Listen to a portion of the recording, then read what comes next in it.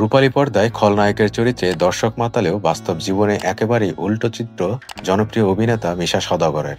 বিনয়ী, ধর্মীয় চর্চা এবং মানবিক বার্তাকে কেন্দ্র করে প্রায় আলোচনায় আসেন তিনি। সোমবার সামাজিক যোগাযোগ মাধ্যমে তিনি একটি ছবি শেয়ার করেন, যেখানে দেখা যায় নাতি রাফসানের পাশে বসে আছেন মিশা সওদাগর। সামনে খোলা একটি আরবি বই। ছবিটি দেখে অনেকেই ভেবেছিলেন মিশা নাতিকে আরবি পড়াচ্ছেন, কিন্তু সত্যি ঘটনা পুরোপুরি ভিন্ন। ছবির ক্যাপশনে মিশা লিখেছেন, চোখ যা দেখে সবসময় সেটা সঠিক নাও হতে পারে। এই ছবি দেখে সবাই মনে করবেন আমি আমার নাতি রাফসানকে আরবি পড়াচ্ছি। আসল ঘটনা হচ্ছে আমার নাতি রাফসান আমাকে কায়দা পড়াচ্ছে।